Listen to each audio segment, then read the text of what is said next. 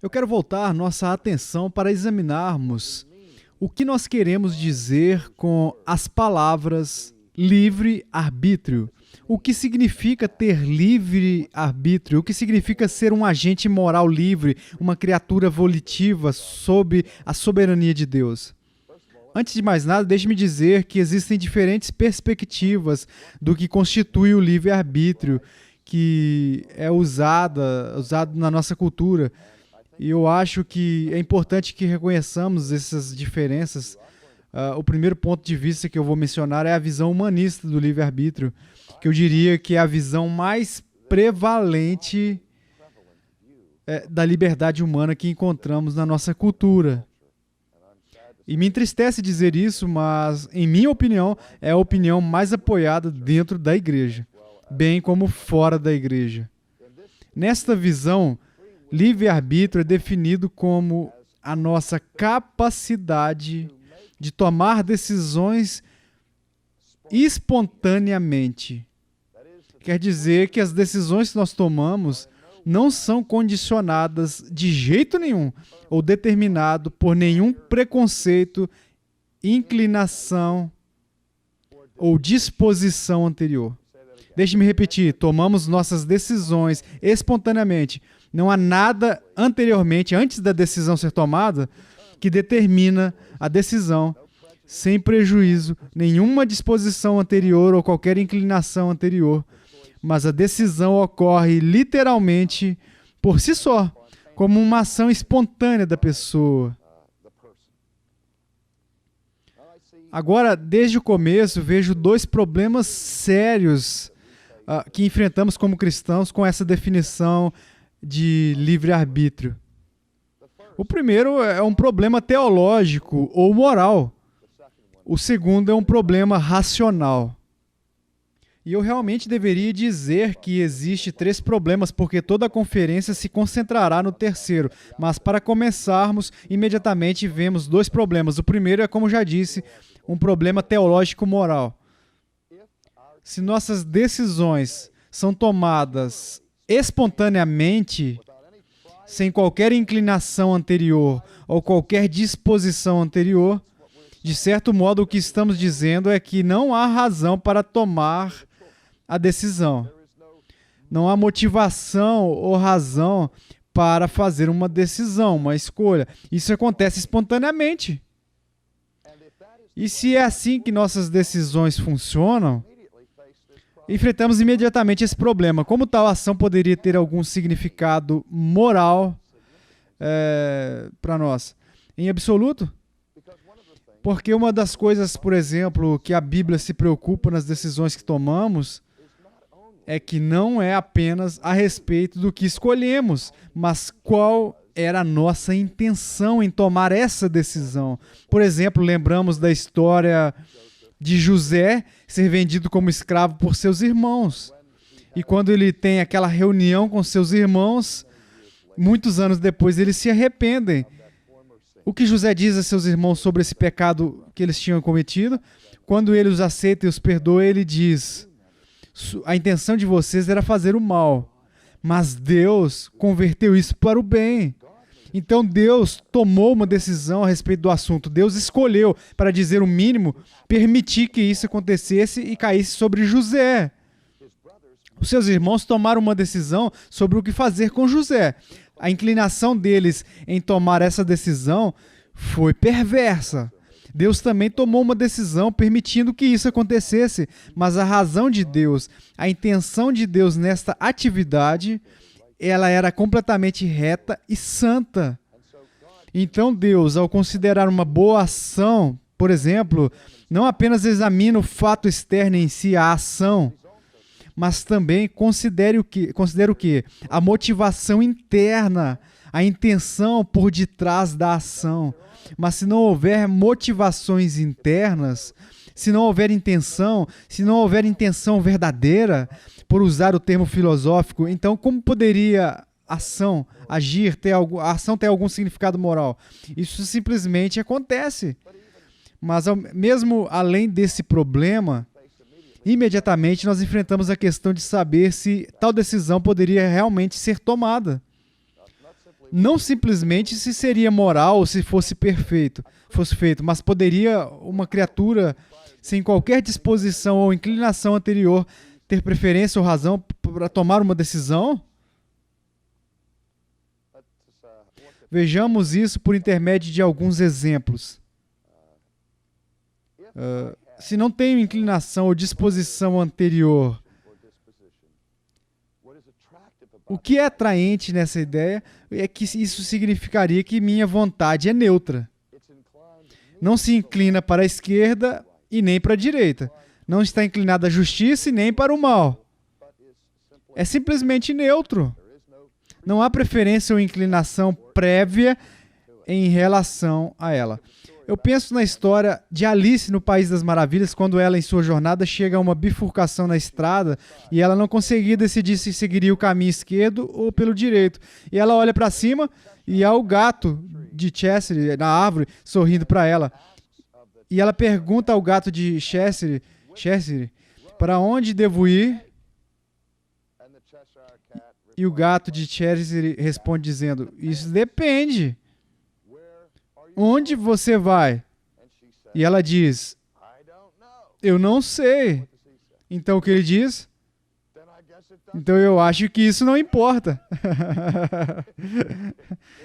Se você não tem intenção, plano ou desejo de chegar a algum lugar, que diferença existe entre pegar a estrada esquerda ou direita? Bem, nessa situação, olhamos para isso e pensamos, bem, Alice tem duas opções. Você pode ir pela esquerda, você pode ir pela direita. Quando você realmente tem 4 opções. Você pode ir para a esquerda, você pode ir para a direita, ou você pode se virar e voltar de onde você veio. Ou você pode ficar lá e não fazer nada, o que também é uma opção. E ficar lá até perecer por sua inatividade. Portanto, assim, ela tem 4 opções. E a pergunta que nós vamos fazer é, por que ela tomaria alguma dessas 4 escolhas, decisões? Se você não estiver certo ou não tiver inclinação após a sua decisão, se a vontade dela fosse totalmente neutra, o que de fato aconteceria com ela? Se não houver motivo para preferir a esquerda ou a direita, ou ficar em vez de voltar, qual outra decisão você tomaria? Eu não tomaria uma decisão, eu ficaria paralisado. E assim, o problema que nós temos com a ideia humanista de liberdade é o velho problema do coelho, do chapéu. Sem chapéu, sem mágico. É algo que vem do nada, um efeito, sem uma causa. Uma escolha espontânea, em outras palavras, é uma impossibilidade racional. Teria que ser um efeito sem uma causa.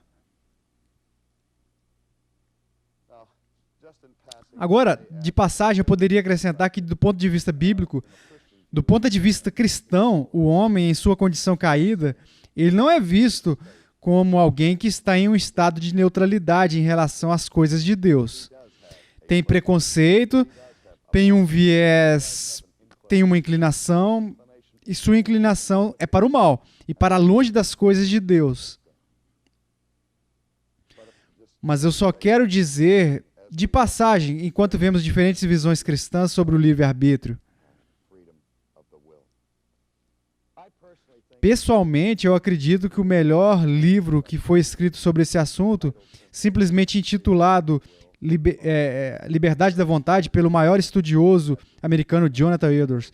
E a propósito, que essa designação como o maior estudioso da América não é minha, mas sai da Enciclopédia Britânica, que votou Jonathan Edwards como a maior mente acadêmica que os Estados Unidos já produziram. E o seu trabalho, Liberdade de Vontade, é o exame e a análise mais próximos dessa pergunta espinhosa que eu nunca li. Claro, o famoso trabalho de Martin Luther é muito importante e acho que os cristãos precisam ler. Mas vamos olhar por um momento a definição de Edwards do que é a liberdade da vontade. Edwards diz que liberdade ou livre-arbítrio é a mente que decide. The mind choosing. Now what he's saying there. Agora, o que você está dizendo aqui é que, embora você distinga entre a mente e a vontade, ele diz que os dois são inseparavelmente relacionados. Não tomamos decisões morais sem a aprovação da mente. A direção da nossa decisão. Essa é uma das dimensões que está intimamente relacionada ao conceito bíblico de consciência. O que são escolhas morais, o que a mente está envolvida em decisões morais. Eu percebo certas opções, e se eu preferir sobre um ou outro, por ter uma preferência, antes que eu possa tomar uma decisão, eu tenho que estar ciente de quais são essas opções para que eu tome uma decisão moral. Então, a vontade não é algo que age independentemente da mente, mas age em conjunto com a mente. O que a mente considera desejável é o que a vontade estará inclinada a escolher. Agora, além das definições, Edwards nos fornece uma espécie de regra de ferro que eu chamo de lei do livre-arbítrio de Edwards. E eu acho que talvez seja a sua contribuição mais importante para a discussão sobre a liberdade humana. Edwards declara o seguinte, que os agentes morais livres sempre eles agem de acordo com a inclinação mais forte que eles têm no momento da escolha. Em outras palavras, sempre escolhemos de acordo as nossas inclinações. E sempre nós escolhemos de acordo com a nossa inclinação mais forte em um determinado momento. Deixa eu colocar em termos bem simples. Toda vez que você peca, indicando que a ação é que no momento do seu pecado, seu desejo de cometer pecado é maior naquele momento do que o seu desejo de obedecer a Cristo. Se o seu desejo de obedecer a Cristo fosse maior que o seu desejo de cometer pecado, o que você faria? Você não pecaria. Mas na hora da escolha, sempre seguimos nossa inclinação mais forte, a nossa disposição mais forte, ou os nossos desejos mais fortes. Agora, isso nos parece, no entanto, nesta questão de tomar decisões, que existem muitas vezes onde escolhemos as coisas sem um motivo aparente. Por exemplo, se eu te perguntasse por que você está sentado na cadeira, no que você está sentado agora? Você poderia analisar seus próprios processos de pensamento interno e dar respostas às opções que estavam à sua disposição quando você entrou nessa sala e dizer claramente a razão pela qual o que eu estou sentado aqui no final é porque eu sempre gosto de sentar na cadeira no final, ou porque eu queria sentar ao lado de Jim, ou eu queria estar na primeira fila, estar na frente da câmera de vídeo, ou essa foi a única cadeira que estava disponível e eu não queria ficar de pé, eu prefiro sentar do que ficar de pé, e assim meu desejo de me sentar era mais forte que o meu desejo de ficar em pé, e é por isso que eu me sentei. O que eu estou dizendo é que há uma razão pela qual eles estão sentados onde estão sentados. E isso pode ter sido uma decisão muito rápida, ou pode ser que ele seja preguiçoso e ele não gosta de andar, e que a cadeira que ele viu de graça foi o mais próximo que ele encontrou disponível. As razões provavelmente serão mais profundas que isso. Existem pessoas que, se você as faz caminhar em direção a um parque, onde existe um banco gratuito com espaço para 3 pessoas, mas essas pessoas, se você as fizer caminhar até um banco no parque, ou se você os faz caminhar até um parque e há um banco vazio, e eles se sentam no banco 100 vezes, eles vão sentar 100 vezes eles vão sentar no final do banco em vez de no centro do banco. De fato, geralmente estará na extrema esquerda ou extrema direita, enquanto outras pessoas sempre escolhem o centro. Por quê? Algumas pessoas gostam de multidões. Elas gostam de estar no meio da ação, elas têm uma personalidade gregária. Outras pessoas gostam de estar bem seguras, em um local em que possam ter uma saída segura e permanecerão no final do banco. E deixe-me dizer que nem sempre estão sentados ali analisando com muito cuidado o porquê tomamos as decisões que tomamos. Uma razão para cada escolha que nós fazemos. E sempre agimos de acordo com a inclinação. É mais forte naquele exato momento. Agora, há duas coisas que podemos levantar aqui imediatamente. Desafiar a lei eleitoral de Edwards. A primeira é, bem, eu posso te dizer muitas ocasiões em que eu fiz coisas que eu realmente não queria fazer e onde eu experimentei coerção. Bem, o que envolve coerção são forças externas vindo em nossas vidas, tentando nos forçar a fazer coisas que, se tudo fosse o mesmo, não escolheríamos fazer. Mas na maioria dos casos, o poder da coerção, você pode restringir nossas opções para duas. Eles podem reduzir significativamente nossas opções. Se, por exemplo, um atirador se aproxima de mim na calçada e coloca a arma na minha cabeça e diz, a bolsa ou a sua vida. Apenas reduzir minhas opções para duas, ok? Por força externa e coerção. Mas, se todas as circunstâncias fossem as mesmas, eu não estaria procurando entregar minha carteira naquela noite. Então, eu não teria grande desejo de dar a esse homem o meu dinheiro. Mas quando a arma está na minha cabeça e as minhas opções são o meu cérebro na calçada ou a minha carteira no seu bolso, de repente eu tenho um desejo mais forte, viver e perder meu dinheiro, do que morrer e também perder o meu dinheiro. Então, naquele momento, o nível do meu desejo de viver, por ser mais forte do que o nível do meu desejo por resistir a este homem, e, portanto, eu dou a ele a minha carteira. Agora, pode haver pessoas na mesma situação que diriam, eu prefiro morrer a dar a ele por força. Embora eu saiba que se eu me recusar a te dar essa carteira, ele vai me matar de qualquer jeito, vai pegar o meu dinheiro, mesmo assim. Eu não vou ajudá-lo. Então, eles dizem, atire em mim. Mas mesmo nesse caso, se o desejo de resistir é maior que o desejo deles de não resistir. Então, eles resistem. Está claro?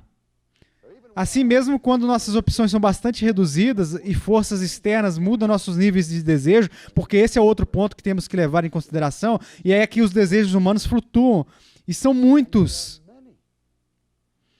Em nossas situações em que estamos tomando decisões, é raro escolhermos apenas duas opções. Ou mesmo entre uma boa e outra ruim. Uma das decisões morais mais difíceis para um cristão tomar é entre duas coisas boas. Temos duas oportunidades, mas não estou certo de qual é aquele que posso servir mais a Cristo. E isso se torna muito difícil. Sabemos que os nossos níveis de desejo mudam e flutuam, mas a segunda objeção que eu ouço vindo é a afirmação de que o apóstolo Paulo faz quando ele diz, o bem que eu quero eu não faço. E o que eu não quero é exatamente o que eu faço. E isso parece sugerir ali mesmo que o apóstolo Paulo, pela autoridade apostólica, está nos dizendo de que, de fato, é possível que uma pessoa escolha algo contra o que ele quer fazer, escolha contra seus desejos. Em resposta a isso, só posso dizer que eu não acho que foi a intenção do apóstolo nos dar um tratado técnico sobre o complexo do funcionamento do corpo docente para decidir, mas o que ele expressa é algo que todos experimentamos. O fato de termos um desejo interior de agradar a Cristo. Mas esse desejo que está presente nem sempre vai vencer quando chegar o momento da verdade. Se como cristão tudo mais era o mesmo e você me diz, Spro, você gostaria de estar livre do pecado? Eu dizia, é claro que eu gostaria de me libertar do pecado. No entanto, por enquanto, a tentação de pecar me pressiona e o meu desejo por esse pecado intensifica. Então, me rendo a ele livremente. Porque quando eu ajo e ajo de acordo com os meus desejos, estou agindo e agindo livremente.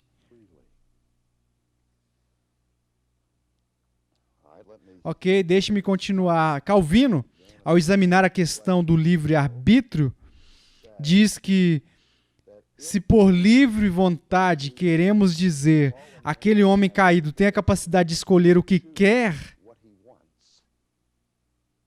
então é claro que o homem caído tem livre-arbítrio. Se por esse termo queremos dizer que o homem, em seu estado decaído, tem o poder moral e a capacidade de escolher a justiça,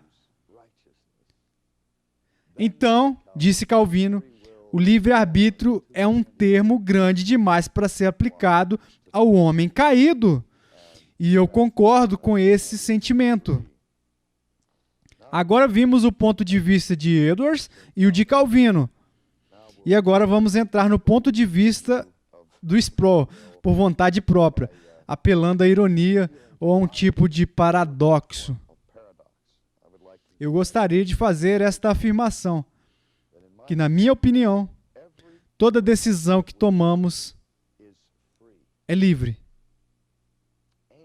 E toda decisão que nós tomamos é determinada.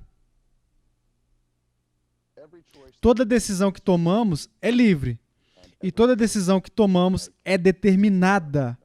Agora, isso parece completamente contraditório, porque normalmente vemos as categorias de determinado e de liberdade, como se fossem mutuamente exclusivos, dizendo que se algo for decidido para outra coisa, que é como dizer que é causado por outra coisa, que parece indicar que não poderia ser livre. Mas do que estou falando não é determinismo.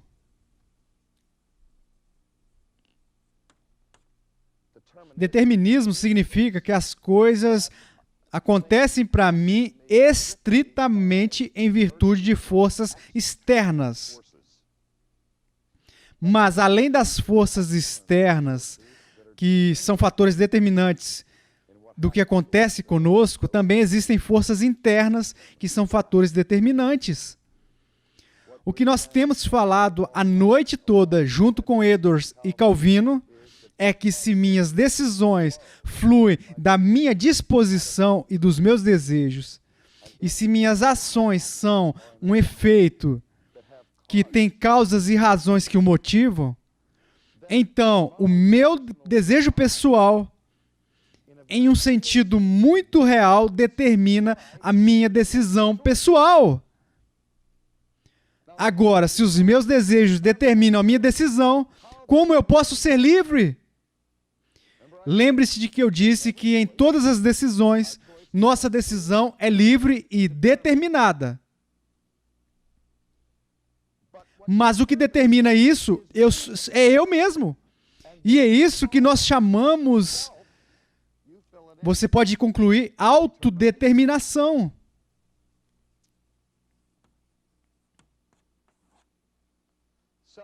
Autodeterminação, que não é a negação da liberdade, é a essência da liberdade. A capacidade do eu de determinar suas próprias decisões, como é o livre-arbítrio.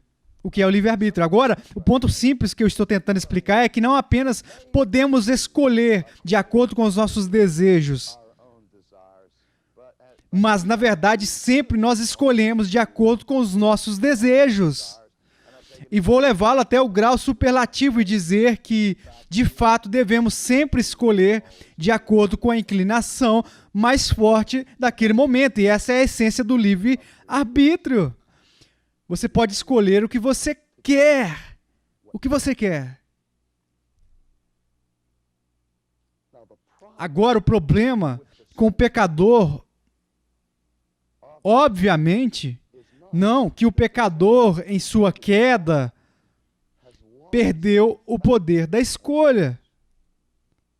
Os pecadores ainda têm mentes, eles ainda podem pensar, pecadores ainda têm desejos e pecadores ainda têm vontades. E a vontade ainda é livre, no sentido que ele ainda é capaz de fazer o que o pecador quer que ele faça. Onde está o problema? O problema está na raiz dos desejos do coração do homem caído. Porque ele tem uma inclinação ao mal, um desejo pelo pecado. Ele peca. Os pecadores pecam porque querem pecar. Portanto, eles pecam livremente. Os pecadores rejeitam a Cristo porque eles querem rejeitar a Cristo. Portanto, eles rejeitam livremente. E antes que uma pessoa possa responder positivamente às coisas de Deus e que escolha a Cristo e escolha a vida, você deve ter um desejo de fazer isso. E agora a questão é, o homem caído retém algum desejo em seu coração por Deus e pelas coisas de Deus? Rapidamente, eu vou realmente apresentar o nosso próximo tópico, qual será a visão bíblica do caráter radical da natureza caída do homem em relação ao seu desejo pelas coisas de Deus. Mas antes de chegarmos a essa conferência, vamos segurar isso falando sobre outra distinção que Jonathan Edwards ficou famoso. Ele fez uma distinção entre capacidade moral e habilidade natural.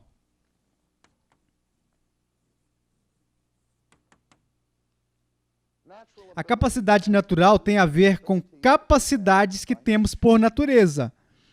Como ser humano, eu tenho a capacidade natural de pensar. Eu tenho a capacidade de falar. Eu posso andar a pé. Eu não tenho a habilidade natural de voar pelo ar sem a ajuda de uma máquina. Os peixes têm a capacidade de viver debaixo d'água por longos períodos, sem tanques de oxigênio e sem equipamento de mergulho e assim por diante, porque Deus lhes deu barbatanas e brânquias. Ele deu o kit natural necessário para torná-los capazes de viver naquele ambiente. Portanto, eles têm uma habilidade natural que eu não tenho. Deus deu aos pássaros habilidades naturais que eu não tenho. Ok? Mas estamos falando de capacidade moral. Estamos falando a respeito da capacidade de ser justo, bem como o de ser pecadores. O homem foi criado com a capacidade de ser justo ou de ser um pecador. Mas o homem caiu. E o que o Edwards diz é que em seu estado decaído, não tem mais capacidade por si só, moralmente, para ser perfeito.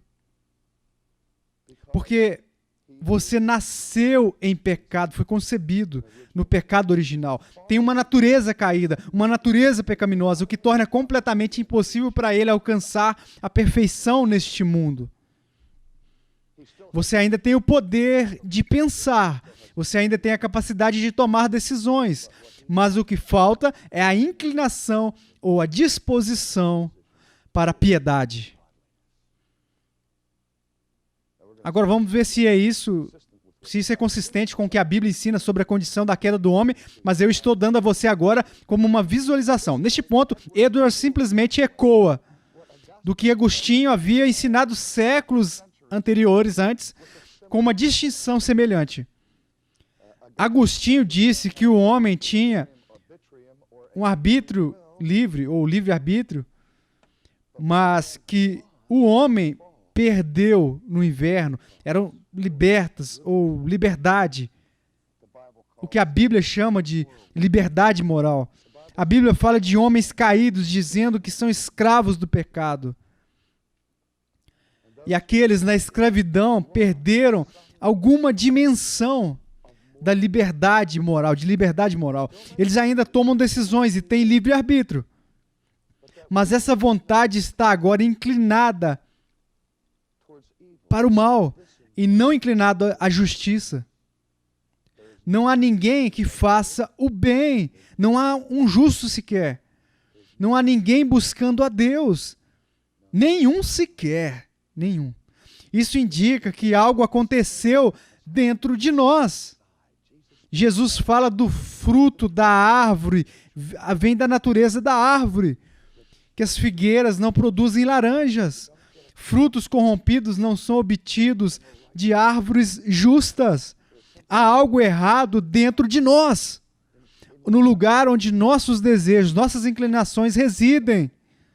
E é isso que está sobre escravidão, mas mesmo nessa condição caída, não elimina o poder de escolha.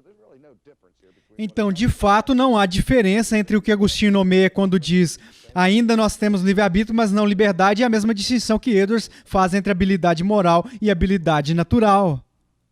Bem, eu tenho que parar porque o meu tempo acabou. E apenas dizer que em nossa próxima aula veremos isso de uma perspectiva bíblica para ver o que a Bíblia diz a respeito da capacidade moral do homem ou a falta dele a respeito das coisas de Deus.